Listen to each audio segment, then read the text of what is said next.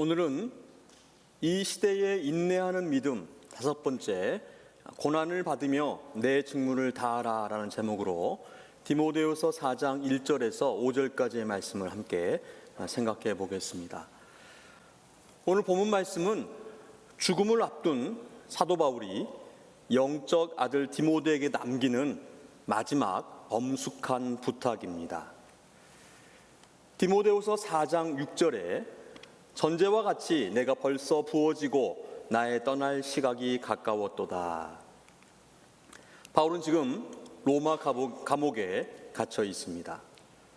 첫 번째 투옥은 가택연금으로 비교적 자유로운 상황이었지만 지금은 두 번째 투옥으로 이제는 자신의 죽음을 예감하는 매우 엄중한 순간에 놓여 있습니다. 디모데후서 4장 1절부터 5절까지는 죽음을 앞둔 목회자의 마지막 설교요, 마지막 유언과도 같은 그러한 말씀입니다. 사람이 마지막 순간에 남기는 말은 결코 가볍지 않습니다. 평소에는 이런 말 저런 말 여러 말을 할 수 있지만 인생의 끝이 가까워질수록 사람은 가장 중요하다고 여기는 것을 말하게 되는 것입니다. 그런데 바울이 마지막으로 디모데에게 남긴 말은 몸을 조심해라, 상황을 잘 살펴라, 사람들의 마음을 잘 맞춰주어라 라고 하는 그러한 말이 아니었습니다. 바울은 오히려 가장 엄숙한 어조로 말을 합니다. 너는 말씀을 전파하라. 왜 그렇습니까? 그 시대가 점점 더 말씀을 싫어하는 시대로 가고 있었기 때문입니다. 바울은 디모데후서 3장에서 말세에 고통하는 때가 이르렀다고 하면서 그때의 현상을 열거합니다. 디모데후서 3장 1절로 7절 말씀인데요, 저와 함께 한 절씩 교독하겠습니다. 제가 먼저 1절을 읽겠습니다. 너는 이것을 알라. 말세에 고통하는 때가 이르러 사람들이 자기를 사랑하며 돈을 사랑하며 자랑하며 교만하며 비방하며 부모를 거역하며 감사하지 아니하며 거룩하지 아니하며 무정하며 원통함을 풀지 아니하며 모함하며 절제하지 못하며 사나우며 선한 것을 좋아하지 아니하며 배신하며 조급하며 자만하며 쾌락을 사랑하기를 하나님 사랑하는 것보다 더하며 경건의 모양은 있으나 경건의 능력은 부인하니 이 같은 자들에게서 내가 돌아서라. 그들 중에 남의 집에 가만히 들어가 어리석은 여자를 유인하는 자들이 있으니 그 여자는 죄를 중히 지고 여러 가지 욕심에 끌린 바 되어. 다 함께 읽겠습니다. 항상 배우나 끝내 진리의 지식에 이를 수 없느니라. 아멘. 여러분, 2000년 전이나 지금이나 별반 다르지 않다는 것을 보십니까? 지난 2월 법무부는 시카고에서 $10,000,000 규모의 의료보험 사기 혐의로 파키스탄인 2명이 기소됐다고 발표했습니다. 이들은 2023년과 2024년에 노인과 장애인에게 의료 혜택을 제공하기 위한 프로그램을 통해서 부정 청구로 12건의 의료 사기를, 또 5건의 자금 세탁 혐의로 기소되었습니다. 자기만 잘 살려고 노인과 장애인들을 상대로 정직한 납세자들의 세금을 노리는 어마어마한 금액의 사기를 쳤습니다. 자기를 사랑하며 돈을 사랑한 한 실예가 되는 것입니다. 지난 3월 1일 텍사스 오스틴에서는 활기찬 밤거리에 한 남성이 권총과 소총을 난사해서 무고한 시민들과 대학생 등 3명이 죽고 15명이 부상을 입었습니다. 16일에는 버지니아 노folk의 올드 도미니언 대학교에서 한 남성이 ROTC 학생들을 대상으로 총기를 난사해 ROTC 책임자 브랜든 샤 중령이 죽고 생도 2명이 다쳤습니다. 무정하고 사나운 이 시대의 모습입니다. 놀라운 사실은 이런 참담한 뉴스에도 우리는 더 이상 놀라지 않는다는 것입니다. 더욱 무참한 것은 이란 공습으로 시작된 중동의 전쟁이 이 끔찍한 사건들을 모두 덮어버렸습니다. 미국과 이란의 전쟁으로 지금까지 이란 측 군인이 최소 약 1,200명, 민간인이 약 1,300명 사망했고 미군도 15명의 전사자와 수백 명이 부상을 입은 것으로 나타났습니다. 이번 달 2일에는 CDC, 질병통제예방센터에서 기존의 펜타닐 마약보다 더 강력하고 치명적인 동물용 진정제 메데토미딘이 시카고와 필라델피아 등 대도시를 중심으로 급속히 확산되고 있고 대규모 과다 복용 사망 사고를 일으키고 있다고 경고했습니다. 이 메데토미딘은 사람용으로 승인되지 않은 동물용 진정제입니다. 이제 하다 동물용까지 가져다가 사용을 하고 있습니다. 쾌락을 사랑하기를 하나님 사랑하는 것보다 더한 세상입니다. 이 외에도 바울이 디모데에게 경고한 말세에 고통받는 때의 현상들을 지금 현재 우리 주변에서 얼마든지 찾을 수가 있습니다. 그렇다면 우선 바울이 말하는 말세는 언제일까요? 제가 어렸을 때 한국에서 할아버지들이 여자들 치마가 짧아지는 것을 보시고 말세야 말세라고 하시면서 혀를 차셨지만 그 시선은 계속 쫓아갔습니다. 정치, 도덕, 풍속 따위가 아주 쇠퇴하며 끝판이 된 세상을 의미하는 말이었습니다. 지금도 지금까지 보지 못했던 정치, 경제, 도덕의 몰상식한 현상이 나타나면 말세라고 말합니다. 종말이라고 말합니다. 그런데 성경이 말씀하는 말세, 성경이 말씀하는 종말은 이러한 뜻입니다. 하나님의 구원 역사가 마지막 단계에 들어선 시대를 성경은 종말이라고 말합니다. 성경은 인간의 구속사, 즉 구원과 속량의 역사를 기록한 책입니다. 인간의 창조와 타락, 언약과 구속, 하나님 나라를 기록했습니다. 그리고 이 구속사의 중심, 그 정점에 예수 그리스도께서 계십니다. 그리고 이 타락한 인간을 구원하시기 위해서 하나님이 인간의 몸을 입고 이 땅에 내려오신 그 순간부터 종말이 시작된 것입니다. 예수님의 그 탄생에서부터 말세라는 말입니다. 그리고 그 말세의 끝은 예수님께서 다시 오실 그 재림의 때, 그때가 바로 말세, 세상의 끝날입니다. 그러니까 바울이 말하는 말세의 연장선상에 우리가 살고 있습니다. 우리가 살고 있는 지금이 바로 말세이고 종말입니다.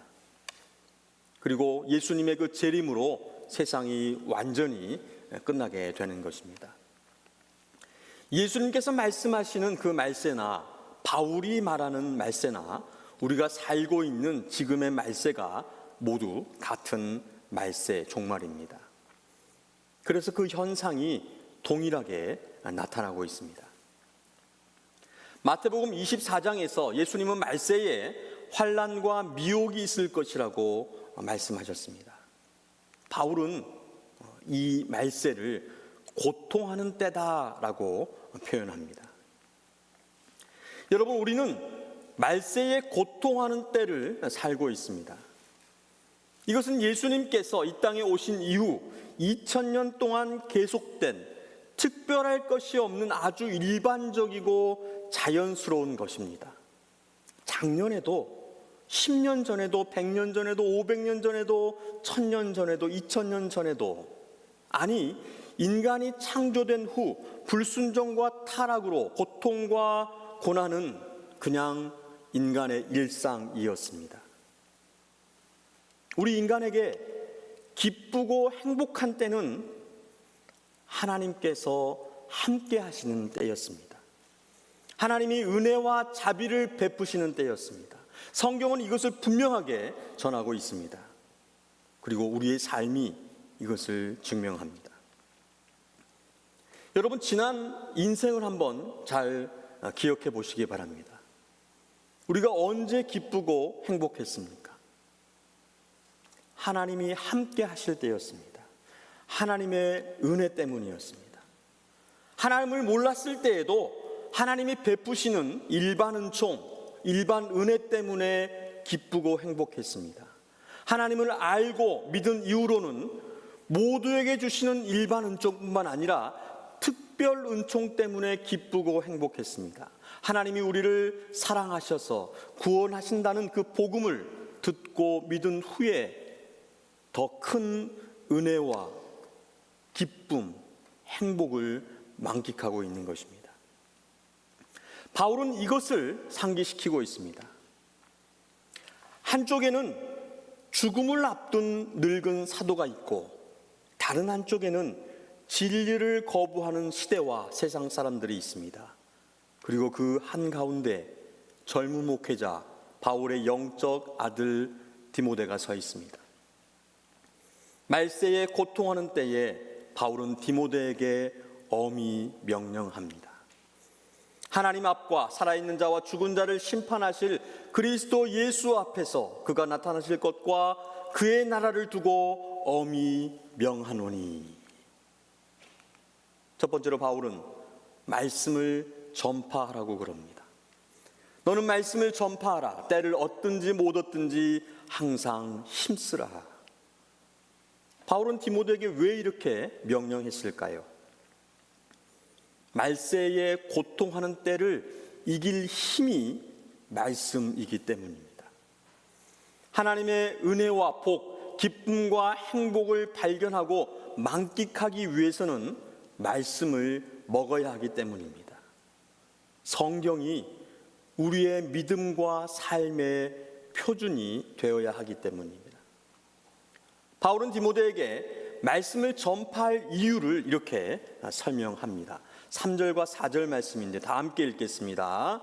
때가 이르리니 사람이 바른 교훈을 받지 아니하며 귀가 가려워서 자기의 사욕을 따를 스승을 많이 두고 또 그 귀를 진리에서 돌이켜 허탄한 이야기를 따르리라. 여러분, 사람은 누구나 자기가 듣고 싶은 말을 듣고 싶어 합니다.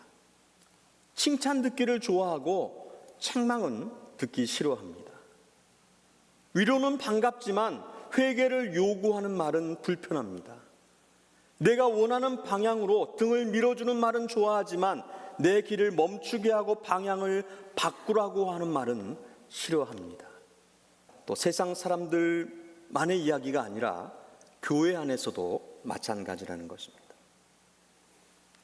어떤 사람은 말씀을 들으러 오는 것이 아니라 자기 생각을 확인받으러 옵니다. 어떤 사람은 진리를 배우려는 것이 아니라 자기 마음을 편하게 해줄 말을 찾습니다. 요한복음 6장에서 예수님은 제자들에게 내가 곧 생명의 떡이니라 말씀하시면서 내 살을 먹고 내 피를 마시는 자는 영생을 가졌고 마지막 날에 내가 그를 다시 살리리니 내 살은 참된 양식이요 내 피는 참된 음료로다 이렇게 말씀하셨습니다. 그러자 제자 중 여럿이 듣고 말하되 이 말씀은 어렵도다. 누가 들을 수 있느냐 한데 예수께서 스스로 제자들이 이 말씀에 대하여 수군거리는 줄 아시고 이르시되 이 말이 너희에게 걸림이 되느냐 이렇게 말씀하시고 그때부터 그의 제자 중에서 많은 사람이 떠나가고 다시 그와 함께 다니지 아니하더라 이렇게 성경은 말씀합니다. 이 말씀은 어렵도다의 원어적 의미는 이해하기 어렵다라는 뜻만이 아니라 거칠다, 받아들이기 힘들다, 불편하다, 충격적이다라는 뜻을 담고 있습니다. 예수님께서는 자신의 죽으심을 미리 알리신 것이었고 예수님과 같은 삶을 살라는 가르침을 말씀하셨습니다. 이런 예수님의 말씀에 정치적 메시아를 기다리고 따랐던 이 땅의 부귀영화를 바랬던 많은 사람들이 떠나가고 다시는 그와 함께 다니지 않았다 이렇게 성경은 말씀하고 있습니다. 여러분은 무엇을 듣기 위해서 교회에 오셨습니까? 무엇을 배우기 위해서 성경을 펼치십니까? 바울은 분명하게 전하고 있습니다. 디모데후서 3장 15절로 17절 말씀에 또 어려서부터 성경을 알았나니 성경은 능히 너로 하여금 그리스도 예수 안에 있는 믿음으로 말미암아 구원에 이르는 지혜가 있게 하느니라. 모든 성경은 하나님의 감동으로 된 것으로 교훈과 책망과 바르게 함과 의로 교육하게 유익하니 이는 하나님의 사람으로 온전하게 하며 모든 선한 일을 행할 능력을 갖추게 하려 함이라. 아멘. 성경 안에 구원이 있습니다. 성경이 우리를 온전한 하나님의 사람으로 이끌어 줍니다. 성경만이 선과 의를 분명하게 분별하게 하고 행할 수 있는 능력을 준다는 말입니다. 말세에 고통하는 때에 고통과 고난을 이길 지혜와 힘을 주는 것이 바로 성경입니다. 고통받고 계십니까? 고난을 헤쳐나갈 힘을 얻기를 원하십니까? 하나님의 말씀에 귀를 기울이시기 바랍니다. 성경을 펼치시기 바랍니다. 성경을 우리 인생의 기준으로, 우리 삶의 표준으로 삼을 때에 우리는 험난한 인생길을 헤치고 승리할 수가 있는 것입니다. 고통과 고난을 이기고 하나님의 은혜와 복을 누리는 두 번째 답은 오래 참음입니다. 여기서 오래 참음은 단순히 참는 것, 인내하는 것을 말하지 않습니다. 쉽게 폭발하지 않고, 쉽게 낙심하지 않고, 쉽게 포기하지 않고 끝까지 견디는 태도입니다. 상황이 바로 좋아지지 않아도, 사람들의 반응이 차갑고 완고해도, 눈앞에 열매가 보이지 않아도 계속 진리 위에 서 있는 태도가 오래 참음입니다. 말세에 고통하는 때에 믿음의 사람은 오래 참는다는 것입니다. 왜냐하면 우리의 현실은 쉽게 금방 변하지 않습니다. 사람도 금방 쉽게 바뀌지 않습니다. 내 형편도 단번에 정리되지 않습니다. 내가 기도한 문제가 하루아침에 해결되지 않을 때가 많습니다. 그러므로 성도에게 필요한 것은 순간적인 열심보다 지속적인 인내가 있어야 합니다. 믿음은 한순간의 뜨거움이나 오래 버티는 힘에서 드러나게 되어 있습니다. 하나님 앞에서 끝까지 무너지지 않는 태도, 말씀 앞에서 끝까지 떠나지 않는 태도, 기도의 자리에서 끝까지 손을 놓지 않는 태도, 그것이 바로 오래 참음입니다. 고통과 고난의 때에 가장 무서운 것은 그 고난과 고통 자체가 아닙니다. 그 고통과 고난 때문에 진리를 놓아버린다는 것입니다. 고난 때문에 기도를 포기하고, 고난 때문에 마음이 굳어지고, 고난 때문에 사랑이 식어져 버리는 것. 그래서 바울은 이렇게 말합니다. 고통의 시대를 이기려면 오래 참아야 한다. 이 오래 참음은 단순한 버팀이 아니다. 바로 말씀을 붙잡는, 말씀을 붙드는 인내라고 바울은 이야기하고 있습니다. 우리는 참는다는 말을 들으면 종종 그냥 꾹 참는 것을 생각합니다. 아파도 참고, 배고파도 참고, 웃음도 울음도 참는 것, 티내지 않는 것, 아무 의미 없이 그냥 내가 얼마나 독하고 강한지를 증명하려고 하는 것을 오래 참음이다, 인내다라고 생각을 합니다. 그러나 성경이 말씀하는 오래 참음은 그런 소극적인 체념의 개념이 아닙니다. 오늘 본문 말씀은 오래 참음을 말씀과 연결하고 있습니다. 성경적 인내, 성경적 오래 참음은 그냥 참는 것이 아니라 말씀을 붙들고 참는 것입니다. 세상도 참으라고 그럽니다.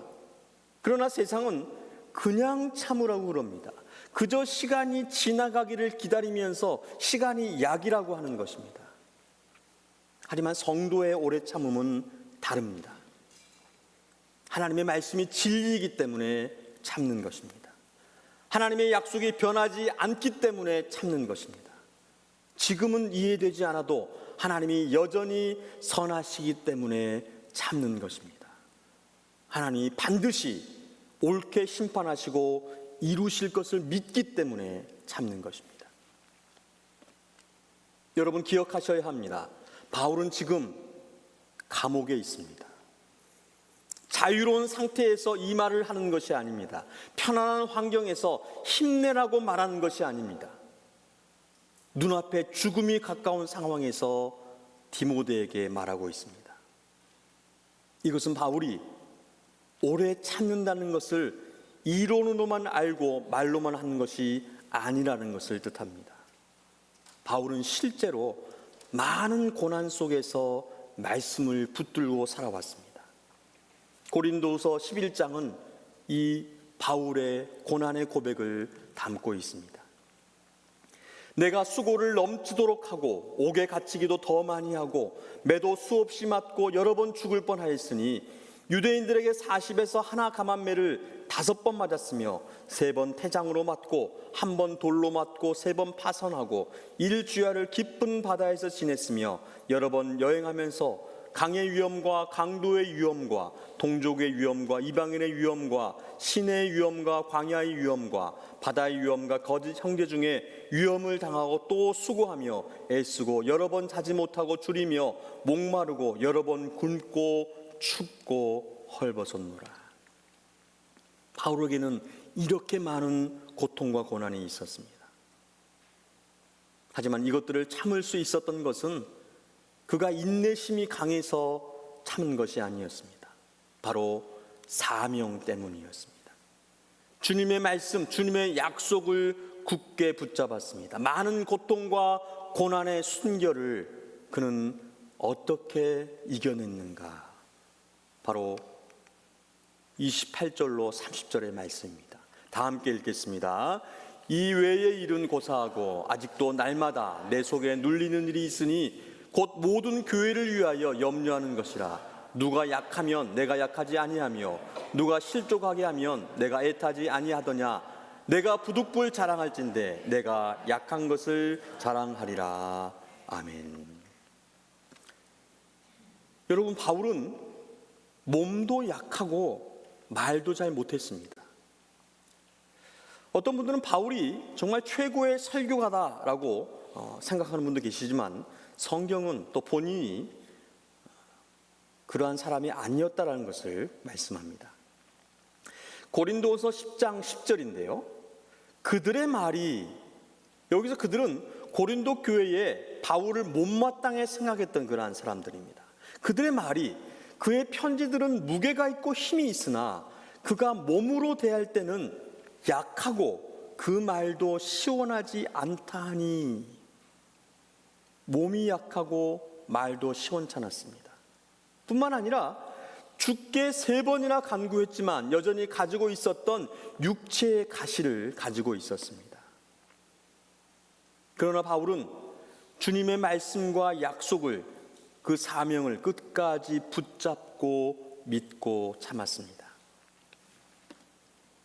여러분, 오래 참음은 믿음의 다른 이름입니다. 보이지 않는 하나님을 신뢰하는 것, 응답이 늦어도 하나님의 그 신실하심을 의심하지 않는 것, 눈물이 나도 말씀을 놓지 않는 것, 끝까지 그 부르심과 사명을 기억하는 것, 이것이 바로 성경이 말씀하는 오래 참음입니다. 고난을 이기는 사람은 고난이 없는 사람이 아닙니다. 말씀을 붙들고 고난을 통과하는 사람입니다. 환난 가운데에서도 말씀을 읽는 사람, 답답한 가운데에서 예배의 자리를 지키는 사람, 억울한 가운데에서도 죄로 반응하지 않는 사람, 무너지고 싶은 순간에도 하나님 앞에 무릎을 꿇는 사람, 주신 사명을 가슴에 새기고 이루는 그 사람이 바로 오래 참는 사람, 믿음의 사람이라는 것입니다. 가정과 직장과 교회와 민족과 열방을 향한 내게 주신 그 사명을 기억하고 오래 참는 믿음의 사람 되시기를 주님의 이름으로 축복합니다. 마지막 세 번째는 경책하며 경계하며 권하는 것입니다. 여러분, 이것은 혼자 할 수 있는 것이 아닙니다. 서로 함께 하는 것입니다. 서로 경책하고 경계하고 권하는 것입니다. 교회가 해야 할 사명입니다. 그런데 이것을 건강하지 않은 교회는 잘못 이해하고 잘못 실천합니다. 서로 지적하고 정죄하고 헐뜯고 편가르고 경책하는 것이 아니라 책망합니다. 경계하지 않고 경고합니다. 권하지 않고 욕합니다. 경책은 죄를 죄라고 말하는 것입니다. 이것은 서로의 죄를 까발리라는 그런 뜻이 아닙니다. 죄가 죄라고 분명히 외치는 것입니다. 우상과 탐욕, 음란과 폭력, 부정과 부패, 거짓과 살인, 동성애와 간음이 죄라고 말하는 것입니다. 이런 죄에 빠지지 않도록 서로 경계하고 지켜주는 것입니다. 서로 각성하며 살피고 범하지 않도록 깨우는 것입니다. 또한 죄와 불의가 아닌 선과 의를 행하도록 권하고 북돋는 것입니다. 잘할 수 있도록 독려하고 도와주고 칭찬하고 함께 하나님께 영광을 올려드리는 것입니다. 그리고 여기서 그치는 것이 아니라 돌이켜 다시 살라고 하는 그 위로와 격려를 하는, 경책하며 경계했지만 실수하고 넘어지고 죄를 범한 형제 자매를 용서하고 품는, 그 아픔과 고통을 함께 나누고 치료하고 회복하는 사랑의 공동체가 되라는 그러한 말씀입니다. 그러나 너는 모든 일에 신중하여 고난을 받으며 전도자의 일을 하며 내 직무를 다하라. 여러분, 이 말씀은 다시 원점으로 우리를 끌어내리는 것 같습니다. 고난을 받으라. 내 직무를 다하라. 왜 또다시 고난입니까? 앞에서 방법을 가르쳐 주었습니다. 왜 또 고난을 받으라고 그럽니까? 고난을 헤쳐나갈 방법들을 가르쳐 놓고선 다시 고난을 받으라고 하는 이유는 무엇입니까? 그 이유는 아주 분명합니다. 말세를 이긴다는 것은 고난을 피하는 것이 아니라 고난 속에서도 사명을 버리지 않는 것이기 때문입니다. 우리는 자꾸 고난을 이기는 법을 들으면 고통과 어려움이 사라지는 방법을 기대합니다. 문제가 없어지고 반대가 없어지며 편안한 길을 생각합니다. 하지만 바울은 그렇게 말하지 않습니다. 말씀을 붙들면 고난이 사라질 것이다 라고 하지 않았습니다. 진리를 전하면 사람들이 다 받아들일 것이라고도 하지 않았습니다. 오히려 그 반대입니다. 사람들이 바른 교훈을 받지 않으려고 하고 자기 욕심에 맞는 말만 듣고 싶어하는 그 시대이기 때문에 진리를 전하는 사람은 더 큰 저항과 핍박을 경험하게 된다는 것입니다. 그러므로 고난을 받으라 라는 말은 앞의 가르침을 취소하는 말이 아니라 오히려 앞의 가르침을 현실 속에서 살아내라는 뜻입니다. 말씀을 붙드는 것은 추상적인 일이 아닙니다. 말씀을 전하는 것은 편안한 일이 아닙니다. 진리를 지킨다는 것은 대가 없는 일이 아닙니다. 바울은 자신이 그 길을 걸었습니다. 그는 말씀대로 살다가 감옥에 갇혔고 핍박을 받았고 외면당했습니다. 그리고 죽음을 앞두고 있습니다. 그러니 바울은 지금 책상 앞에서 이론을 말하고 있는 것이 아닙니다. 자기가 살아낸 길을 디모데에게 넘겨주고 있습니다. 디모데야, 이 길은 쉽지 않다. 그러나 그것이 옳은 길이다. 그러니 놀라지 말고 피하지 말고 끝까지 가라. 바로 이 말이 4장 5절의 말씀인 것입니다. 여기서 우리가 꼭 붙들어야 할 것이 있습니다. 바울에게 고난은 사명을 방해하는 예외적인 상황이 아니었습니다. 오히려 사명을 감당할